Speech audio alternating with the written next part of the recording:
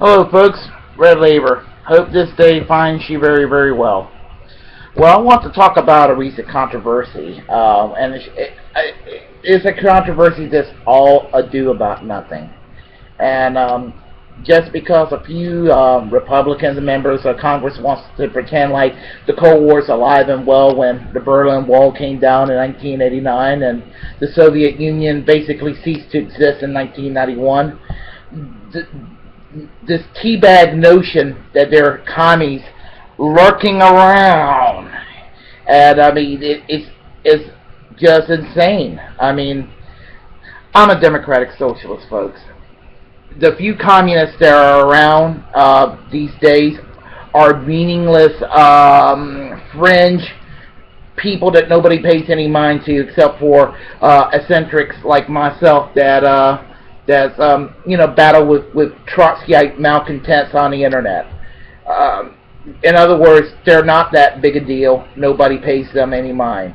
Communism doesn't really exist anymore. Yeah, North Korea is a joke.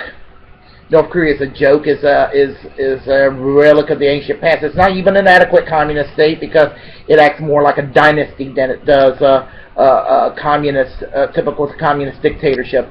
China is becoming more capitalist while repressing political rights and clamping down on civil liberties. Capitalism in itself doesn't make a society democratic, and China is a very good illustration of that. So let's talk about Cuba for a second.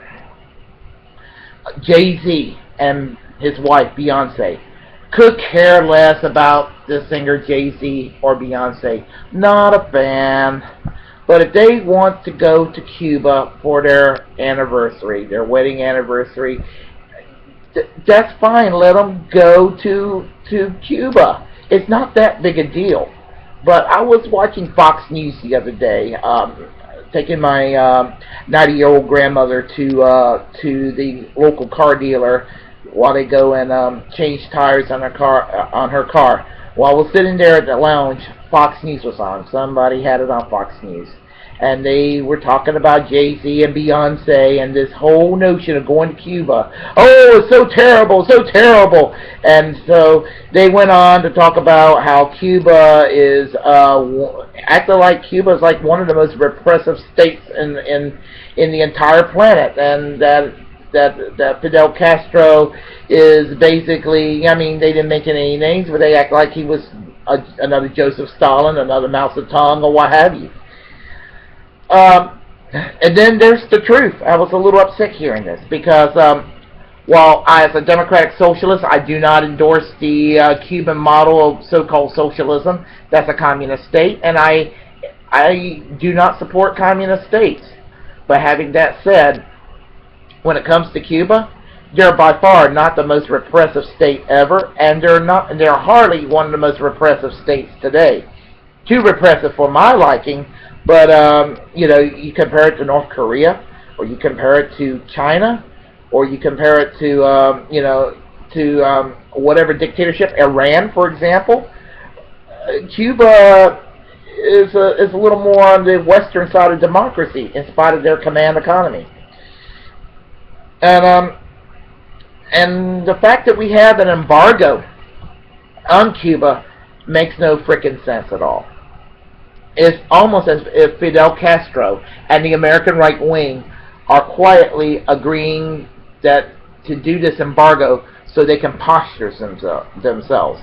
Teabaggers and right-wing Republicans and Cold Warriors out there want to act like that the Cold War is still around, and that the Cuban regime needs to have this embargo imposed on them to placate for sympathy around the world from revolutionary communist movements, as well as maybe even the softer generic left.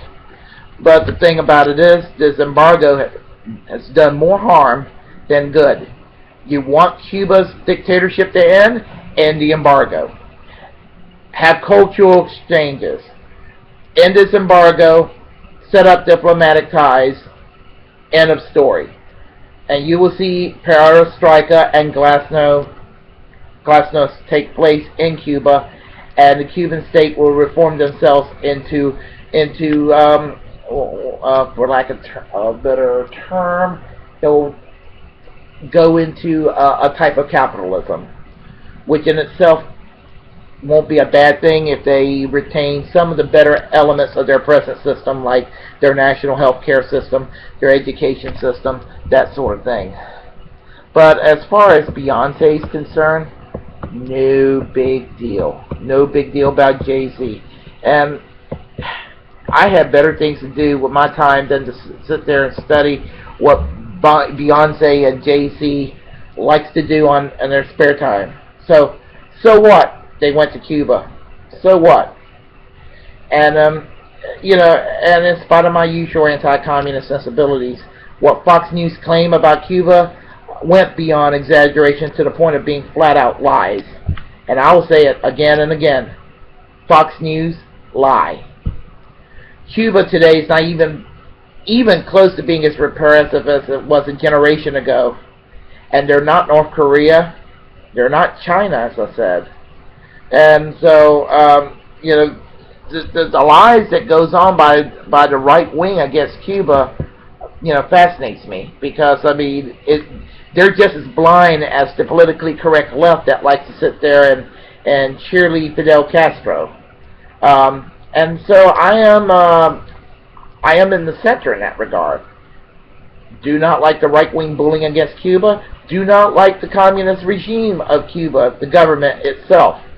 I tend to support the Democratic Social Revolutionary Party of Cuba, located in Miami, headed by Jorge Valls, which is a left-wing party critical of the Castro regime, wanting to end the embargo against Cuba by the United States. Those are the people need to be listening to, because they're the ones with a perspective. And I urge people, I really do, I urge people to go online, to find the Democratic Social Revolutionary Party of Cuba, which is located in Miami, and I will be glad to give you the web address of this wonderful organization when I find it. See, I'm going online right this minute, and I am going to find it, and once I find it, I will let you know what the official web address is. That web address is www.psrdc.org. www.psrdc.org. They are the people you should be listening to, not the right-wing teabaggers in the United States playing Cold War, not groups like Answer and Workers' World and all these neo-Stalinist crypto Trotskyite organizations that exist that support very bad politics but are otherwise meaningless. Don't listen to these people. You listen to the democratic left that exists trying to see Cuba reform itself. And I urge people to check out the Democratic Social Revolutionary Party of Cuba. They're the people you should be listening to. So that's my take on that, folks. And I will say this one more thing about Cuba. And this part is going to sound like I'm an apologist for it. So be it, even though I'm critical. Cuba does have 100% literacy. And child mortality is much less than that in the USA in proportion. Their medical system is one of the best in the world. They have totally free education and daycare all the way up to college. And remember, during Hurricane Katrina, not one person died in Cuba, while in New Orleans, we, America, being the richest country in the world, thousands died. Okay? Just remember that. And remember this, when as a stop clock gives the right time of day, while I do not defend Castro, he did the proper thing and said to the Bush administration that I would be glad to send a team of doctors into a medical team into Louisiana to help with the people who are suffering down there. That asshole George W. Bush declined. So, you know, that's where I stand on this whole thing about Cuba. Take care, folks. Begin to comment, and have a great day. And I mean it. Please comment. Good, bad, indifferent. I can talk to you. I can talk with you. And in some cases, I'll talk back to you. But that's only sure one of those workers' world PSL jerks, or one of those teabagging, you know, Fox News loving jerk. I don't care. Take care. Have a great day.